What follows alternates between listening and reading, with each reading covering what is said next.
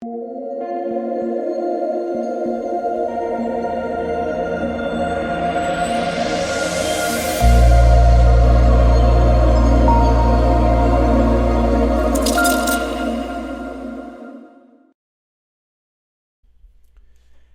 what is going on, guys? It's DK. Back at you with another video here to break the 7-game NBA preseason slate on Saturday. Before I get into the video, if you guys are new to the channel, my name's DK.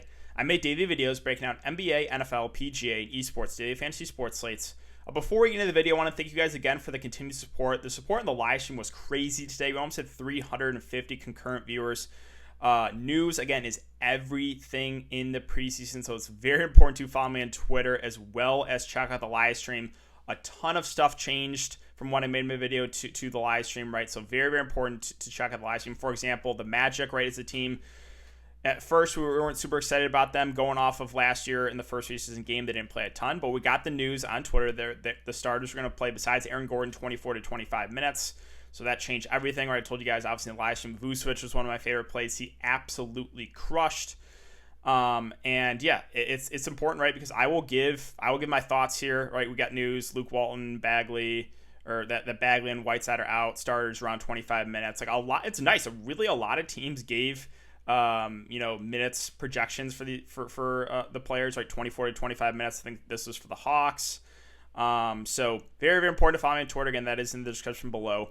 Also, if you guys cannot watch these videos, they do upload on Apple Podcasts. The link is also in the description below. And finally, if you guys, I want to thank Prize Picks for sponsoring the show. If you guys are not familiar with Prize Picks, it's the site where you can bet on player props. So you can pair 2 to 5 bets and win up to 10x your money, right? So you're betting over-unders on these player props. Right now, they only have 2 up, but they will have more probably either later tonight loaded in or tomorrow. So if you want to sign up, you can use the code DKDFS. That's DKDFS, all one word. Again, I will have a link in the description below.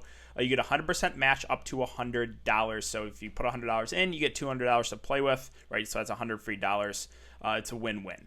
But yeah, with that all out of the way, let's jump into the video. So I'm not going to go over last night too much just because we have a lot to talk about. But,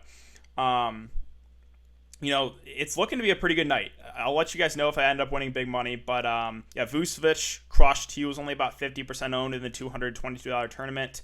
You had Bruno Caboclo, talked about him as a value play, talked about Boogie Cousins, right? We got the news about 20 minutes of starters. I think Boogie only played 15, but he absolutely smashed in 15 minutes. 14 points, 5 boards, 2 assists, 2 steals, and 2 blocks. And then Caboclo finished with 17, 7, and 1 block and 3 steals.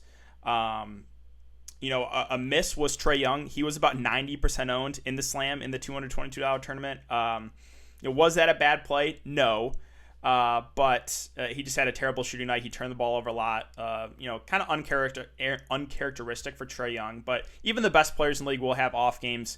And that's a situation where, obviously, you knew Trae Young was going to be very popular. So, you can make risky fades like that. For the 10% of people that did, it paid off for them. A guy like Montrezl Harrell for the Lakers, we got news that the Lakers are resting a lot of guys. So, talked about Montrez, Schroeder, that pairing. Montrez, at least in the first half, the game's still going on, but he has like a double-double in the first half. Hopefully they continue with the starters into the second half. And then, preseason, again, there's still a lot of variance involved with coaches, right? With the Knicks, it sounded like the starters were only getting like 20 minutes, and then they all checked back in with like 5 minutes left in the fourth quarter against third stringers, the Pistons. So that didn't make a ton of sense, but hey, that kind of stuff happens. What I can do here again is I'll do my best to kind of project minutes for these teams. But yeah, I'll do my best in this video. But again, live stream and follow me on Twitter. Those are the 2 most important things. All right. Enough of me talking. Enough of me recapping tonight. Let's talk about tomorrow's or Saturday's 7-game slate. So what I want to do really, really quick, there's 7 games, so 14 teams. Just look back how each team played in the first preseason game last year. Again, things can change, right? It's very, very, Twitter's everything, but just to get an idea of how the teams played in their first preseason game. So Raptors, for their starters in the first preseason game, played, decent minutes, right? Fred VanVleet, 28, Pascal Siakam, 27. Like, in the first preseason game, about 25 minutes is pretty good. So that's solid. The Hornets and their starters, not as much. I think Dwayne Bacon played the most at 23 minutes. For the Pacers, this game did go to overtime, but really good to see. A lot of starters got extended big time. 34 for Brogdon, 31 for my boy Sabonis, 33 for Warren, 30 for Turner. The Cavs in their first game last year, a lot of the starters got minutes in the mid-20s. That's good to see. Love was the guy that did get limited. No real surprise there, right? With veterans in the preseason, at least normally you want to target the younger guys and the rookies. Not every time, but they will generally get more run than the veterans in the preseason, at least early on. Thunder in their first preseason game last year, Shea played 26 minutes. Diallo played 24. For the Spurs with Popovich, Lonnie Walker, young guy, played 25. Bryn Forbes, another young guy, played 23. But the veterans didn't play as much. Aldridge, 16. DeRozan didn't play in that game. So not expecting a ton for the veterans for the Spurs for tomorrow. For the Mavs, there was no Luka and no Porzingis in their first preseason game last year, so kind of hard to tell. Will they do that again? Who knows? We do know that Porzingis is out. The Bucks, Budenholzer, they rested a lot of their main guys. Right, there was no Giannis, there was no Middleton, no Bledsoe. So they played a lot of the bench guys in the first recent game. We'll see if that happens again. Grizzlies and their starters played low to mid 20s minutes. That's pretty solid. Timberwolves. Kind of spread out, right? No one really playing more than 19 in the starting lineup. Not great, but again, new coach there. Denver and their starters, high teens to low 20s. Golden State, high teens, low 20s as well. Suns, kind of the same thing, high teens, low 20s. And the Jazz were basically the same thing, right? High teens, low 20s. So, really, again, what you're kind of aiming for the starters in the preseason is about 25 minutes. If you can get 25 minutes, you can feel happy. That's why, again, we talked about the live stream. We knew the Magic starters were going to get about 25 minutes. We knew the Hawks starters were going to get about 25 minutes. So, but we won't get that from every team, right? We will not get that. The Knicks, we didn't get that from. It was kind of a guessing game. And again, their starters came back in. They got close to 30 minutes, some of them. So, all right, let's start with Toronto, and let's take a look at their prices. So in the preseason, and you don't necessarily have to use all your salary, but you have Lowry at 8.3, Siakam at 7.1, Fred VanVleet at 6.6. Of those three main guys, we know that's kind of where the offense runs through. I think Fred VanVleet, for his price, probably looks the best. He did get the contract extension as well at 4 years, $85 million. Normally, him and Lowry are priced about the same, so when you get about a 2K difference, I'll take the discount there in Van Fleet. Don't mind Siakam at 7-1. Looking like Baines is going to be the starter, but how much is he going to play? The guy I really like here for value is Chris Boucher. He is going to have to take a step forward this year with no Ibaka and no Marc Gasol. I think the playing time will go up. This guy is just an amazing point per minute guy. Like, whenever you can project him for decent minutes, he will crush. So Chris Boucher at the moment, right now, is one of my favorite value plays here at 4.7K, just because he's such a good point per minute guy, such an aggressive offensive player. So yeah, really, really do like Boucher for value. So yeah, it's kind of Boucher for me. The three main guys, maybe a guy like Terrence Davis. He's also a guy that can put up, can score a bunch of points in a short amount of time. So you have Davis, you have Boucher on the cheap end, you have the top three guys at the top. But that's kind of where my interest lies there for Toronto. As far as Charlotte goes, there's not a ton that stands out. Toronto is a pretty solid defensive team. We're just looking at the matchup.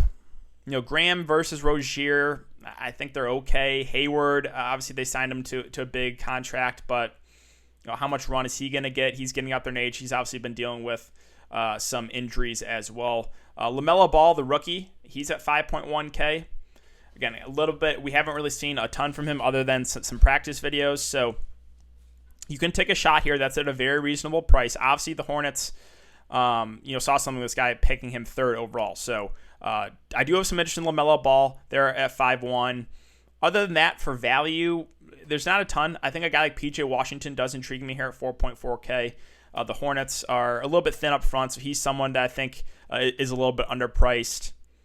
And that's really it. I don't think I'd go beyond that. So, yeah, Hornets as a team, I'm not super excited about anyone. I think LaMelo Ball does look pretty decent there, 5.1. I think, for value, a guy like PJ Washington. But let's move on to the Indiana Pacers and the Cleveland Cavs. So, my boy Domantas Sabonis, 7.8K. Yeah, he's back. So again, last year in the first preseason game, the starters got a lot of run. We'll see if that happens again. And he is coming off injury, so maybe they limit him a bit. But this will be something we'll have to monitor going into tomorrow, and we'll talk about on the live stream. But Sabonis the offense runs through him when he's out there. He is another guy that is super, super aggressive on the offensive end. Almost a double-double basically every single night when he gets good minutes. So I do like Sabonis a good amount. And the Pacers said that they want to push the pace. Like, they're going to play really fast. That's good for DFS purposes. So, yeah, Sabonis is definitely someone I'm looking to there at the top. Also, T.J. Warren out, so that's a little bit more usage around. T.J. Warren had a kind of a breakout there in the bubble. Oladipo at 7K, I'll probably pump the brakes. Another guy that's been dealing with a lot of injuries throughout his career. I would rather get up to Sabonis at a similar price. Brogdon, he looked really good in the bubble.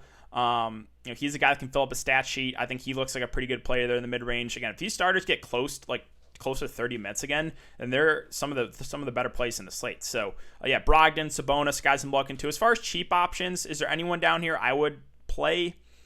Probably not, to be honest. Aaron Holiday does possess upside. He's a good offensive player. But yeah, that's kind of what I got. I don't think I would. Maybe Goga at 4-2 if they end up limiting the starters. But based off what we saw the first season game last year, I don't think they will really limit the starters. Let's talk about Cleveland. So Cleveland, you have Drummond at the top, Kevin Love right below him there at 6'8". If you look at their first preseason game last year, they played low, mid-20s minutes, that's pretty solid. Drummond is a guy that is, very aggressive on the offensive end. Again, basically a double-double when he plays good minutes. He's a guy that can get you blocks, can get you steals. We know Cleveland, they don't have a ton of great offensive pieces, so offense is, and this team is kind of going to run through Drummond, kind of going to run through Kevin Love. I think both are pretty decent options. Again, we'll see if they end up limiting either of them. Drummond is the younger guy, so I'll probably feel a little more comfortable targeting him than I do Kevin Love. As far as other options on the Cavs, I'm not really looking to Sexton at 6'5". Nance would be in consideration if one or both of Drummond and Kevin Love sit. He is a guy that is a really, really good point per minute guy, a guy that stuffs the stat sheet. So if either Drummond or Love or both end up resting in this game, then Nance would be a guy I would look to there, kind of in the mid-range. But yeah, other than that, you can take a shot on the rookie, Isaac Okoro. He has a chance to start a small forward. He's cheap enough in consideration, but that's probably it for me. So let's move on to OKC and San Antonio. OKC is a team that is pretty thin, right? No Horford, no Ariza, no Baisley, no Dort, no Jackson, no Darius Miller. And obviously, you guys know that they lost a ton of pieces in the offseason. Chris Paul traded away, Steven Adams, Gallinari, Dennis Schroeder. So kind of the last man standing here, SGA, right? Who else is going to play and who else is going to take shots for this team? The matchup is good against the Spurs. The Spurs last year were not good defensively. So if we get 25 minutes out of SGA, I really, really like him at 5'9". He's one of my favorite plays just because, and who else is going to shoot the ball for this Thunder team, right? So, yeah, SGA at the moment is definitely one of my favorite plays in the mid-range. As far as other targets, like George Hill, will he get a ton of run? Veteran, I don't know, but he's a guy that, can score the ball. He's a guy that, if we can get 20-ish minutes out of him, he would be in consideration for value. Diallo, I think he's third year in the year, younger guy. With all these guys being out, I expect him to get good run. He's flash him upside. I think he's a potential value play. You have Frank Jackson, formerly on the Pelicans. Him, NAW in the preseason last year. We used a ton. These guys are also very good offensive players, that being Frank Jackson. He's flashed some upside. I do think he is someone that probably gets good run and a 4K. Definitely someone I'm looking to for value as well. And then whoever they end up starting as their big, right? They have a couple different options here. They can start Muscala. They can start Kenrich Williams. So we'll see what they do with the starting lineup. TJ Leaf, Moses Brown. Right now, again, Thunder are pretty thin. So SGA, I think, looks like a really good option if we get normal minutes, which is about 25. I think Diallo's a fine value play. A guy like Frank Jackson has flashed a good amount of upside one given minutes. So that's where my interest lies there for OKC. Let's move on to San Antonio. So for the Spurs, I'm not really targeting the veterans. Aldridge got limited in the first season game last year. He got 16 minutes. DeRozan didn't play, so not expecting a ton. And it's always hard to trust Popovich. So I'm not really looking to Aldridge or DeRozan here. The younger guys are kind of where I would look to. Now, there's no Derek White. Lonnie Walker questionable as well, so they actually are missing a good amount of pieces. Like a guy like DeJounte Murray could get extended here, and if Aldridge and DeRozan either get limited or don't play, Johnson out, Lonnie Walker possibly out, Derek White out, like offense would be DeJounte Murray. And another guy that if there's a lot of pieces missing, like he will be the alpha in the offense. So we'll see. Definitely a potential play there in the mid-range, though. Do like his upside, and he's a younger guy. Definitely could get over 20 minutes. So, I think DeJounte Murray actually is a pretty good play. Rudy Gay, don't expect him to play a ton of veteran. As far as other options here for the Spurs, and Lonnie Walker, they have him listed as questionable. We'll see. He returned to practice. If he does play, he's in consideration too. He kind of had a breakout year this year. He has upside. So, Lonnie Walker and DeJounte Murray is kind of where my interest lies right now for the Spurs. Let's move on to Dallas and Milwaukee. So we already know Porzingis is out. Luka, we'll see if he plays. If he does play and gets normal run, well, I think he's one of the top spend-ups of the slate, right? If we expect like 25-ish minutes from Luka Doncic, he can absolutely crush when Luka's off the court, right? His upside is just through the roof. So Luka, really do like him if he does get normal run. Other options here on Dallas, Tim Hardaway Jr. is in play, but he's kind of scoring dependent, a little bit more boom or bust, does have a pretty low floor. The new addition, Josh Richardson, viable, but not super excited about it. As far as like value bigs, they are kind of getting healthy in the front court. I mean, they have Boban, we know is a really good point per minute guy. If you can project like 10 to 15 minutes from Boban, you're probably going to get like 20-ish fantasy points. So, in consideration there for value of 4-3. They do have Kleber, though. They do have Willie Cauley-Stein. So, again, they're a little bit more healthy in the front court besides Porzingis. So, let's move on to Milwaukee. Milwaukee in the first preseason game last year rested a lot of the main guys. So, we'll see what happens with Budenholzer and the Bucks here. Giannis at the top at 9K. Budenholzer is a guy that has been very cautious with his main guys, even in the regular season, right? Giannis, Middleton, Bledsoe, like rarely played over like 32 minutes. So in the preseason, hard to get super confident with, them playing a ton of minutes. So we'll see. Again, things can change. Obviously, we'll have to monitor Twitter. If we get news that like the Bucks starters are going to play like 25 minutes, then Giannis is definitely in play, right? He's a guy that can go out and get you 50 fantasy points in 25 minutes. Drew Holiday, their new addition. Again, we'll see, right? Middleton at 6'5". Fine prices, but a little bit weary there with the Bucks. I think they might spread out the minutes. This will be something to monitor. As far as like cheap guys that I would play, Bobby Portis. He is a really good point per minute guy, a great offensive player. And at 4.2K, if we can expect like 15 to 20 minutes from Bobby Portis, I think he can have a really good game. So definitely looking to Bobby Portis here as a value option. Frank Mason too. He is, kind of was on the end of the bench there for the Bucks, but when he's on the court, like he's really productive, right? Some of these games, they have 22 minutes, 38 fantasy points, 26 minutes, 40 fantasy points. Let's see, making him an unrestricted. Oh, wait, is he not on the team?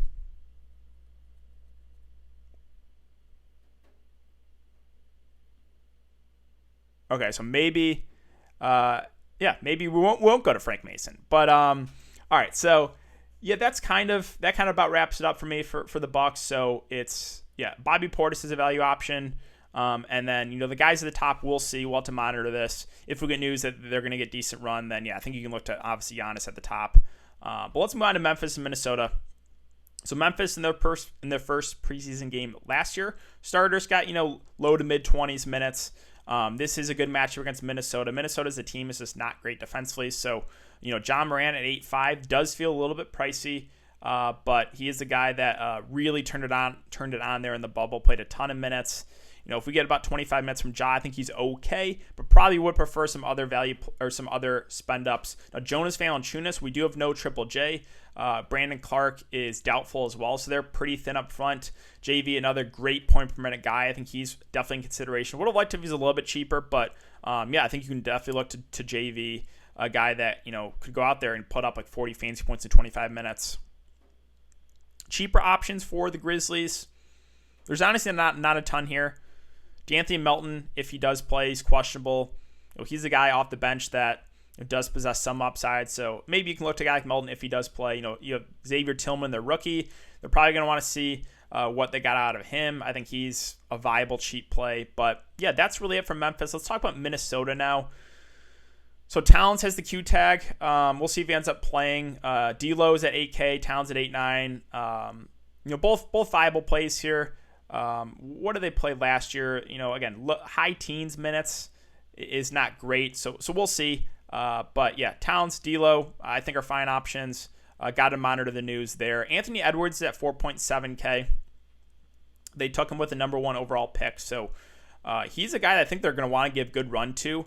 And at 4.7, I think that is a little bit underpriced. So I think Anthony Edwards, their rookie, is definitely someone I'm looking to for value on the slate. I think he does look good. Again, I think they're going to want to see what they have with the rookie. Again, with preseason, as always, usually the younger guys, the rookies, get extended a little bit more. So yeah, Edwards at 4.7, that does seem a little bit too cheap for the number 1 overall pick. Below that, though, yeah, there's not a ton, really, that I would look to. So let's move on to Denver and Golden State. Sorry if I'm moving a little bit fast, guys, but there's just a lot of games and a lot of stuff to talk about. Again, we'll go over more in the live stream, as well as, again, I'll give my thoughts on a lot of stuff on Twitter as well. But yeah, Denver. So in their first preseason game last year, starters got high teens to low 20s. Jokic didn't play in the game at 8.8K. If we get about 25 minutes from Jokic, again, viable, but we'll have to wait and see here. Michael Porter Jr. at 6'7" kind of came on last year. They're going to start him at the 3. At 6'7", though, that does feel a little pricey, but he is a younger guy, right? Second year or third year in the league? But he's a guy I could see getting extended a little bit, maybe like into the mid-20s minutes. Jamal Murray at 5'6", I mean, that seems underpriced, right? For what he did in the bubble. Now, sure, right, we're not going to get those type of minutes, but if we get like 25 minutes out of Jamal Murray in a match against Golden State, yeah, I think 5'6" is just underpriced. So definitely looking to Jamal Murray. Millsap, I'm not super interested in. There is a couple cheap plays I want to mention here for the Nuggets if they end up resting some guys. So couple plays I do want to talk about. PJ Dozier, 4.4K. He is off the bench in the preseason, and off the bench in the regular season. Like, this guy does possess upside, and he's getting a lot of hype right now in practice. He's a guy that can fill up a stat sheet, so I think he's someone that is definitely in consideration for value. Also, Bull. Like, he is a really, really good point per minute guy, a guy that can get you some blocks, some steals. If we can get like 15-ish minutes out of Bull at 4K, another value play definitely in play. So yeah, there's a couple guys I'm looking to here for value, potentially if Denver ends up resting some guys. Dozier, Bull. I think those guys do possess upside and are a little bit underpriced. Let's talk about Golden State. So Golden State, we have obviously no Klay Thompson for the season. So Steph Curry is going to be the do-it-all guy. No Draymond Green as well. So yeah, if we get like 25 minutes from Steph Curry, he is one of my favorite spend-ups on the slate for sure. Just because, right, who else is going to score the ball for this Golden State team? It's going to be Steph jacking up a ton of shots, having the ball in his hands a lot. So yeah, I really like Steph if we get normal minutes for him, which again, normal minutes in the preseason for starters is about mid-20s. I'm not overly excited about Wiggins. Again, he's kind of score independent. We have Marquise Chris, I think, is a decent play in the mid-range, a good point per minute guy. We'll see if he ends up starting. And then Kevon Looney, they mentioned that he might start at center in this game, so this will be something to monitor if he does start and gets like 15 to 20 minutes, another like potential value. He's been banged up the last couple of years, but does possess some upside there at a cheap price point. And I think that's really it for me for Golden State. So let's talk about the last game here, and then we can get out of here. Phoenix, Utah. So Phoenix, new addition, Chris Paul at 7'4". I'm not super interested in it. Again, veterans, don't expect them to play a ton. Now, younger guys like Booker at 8, I could see extended a little bit more. Booker's at 8.6 against the Jazz. Not as excited about that price, right? Ayton at 6'6 does look a little bit better, but the matchups in general against Utah is not great. Cheaper guys for Phoenix. Again, I'm not really looking to Crowder. Cam Johnson does seem a little bit underpriced there at 4 or 5. They gave him more minutes later in the season. Campaign as well, I think a viable play there, 4-4. Cheat Diallo too at 4K. Whenever this guy gets minutes, also really, really good point per minute guys. So potential like super, super low owned value there. But yeah, that's really it for me. And Phoenix, let's finish it up with Utah. honestly, Utah's a team not super interested in. If you look at the first preseason game last year, minutes, everyone kind of got limited, right? No one really played more than like 15 in the starting lineup, 15 to 20. So right now it's kind of a pass, but things could change. Conley is out. Bogdanovic looking like he might be available. Again, he obviously missed the later end of the season there last year. So at the moment, there's really not a ton I like here for Utah. A guy like Clarkson at 4-6, if some of the main guys maybe don't play a ton, you could give it a look to him off the bench. But Moutier, again, maybe if they do end up resting some guys. But as of right now, Utah's a team I'm not super excited about. But that's really it for my game-by-game breakdown here for the NBA preseason slate. Again, I want to hammer it down, guys, that a ton can change. So you're going to have to monitor Twitter, and very, very important to follow me on Twitter. I will give my thoughts on everything. I will retweet every piece of relevant news to keep you guys updated. Also, make sure to check out the live stream tomorrow. 45, maybe since it's a 7-game slate, I'll go live even an hour before lock. I'll go over all the news, give you guys, again, a game-by-game breakdown, answer all your guys' questions. So, make sure to follow me on Twitter and check out the live stream tomorrow again, guys, because a lot of stuff can change. But thanks again. I hope you guys have a great day, and I will see you tomorrow in the live stream.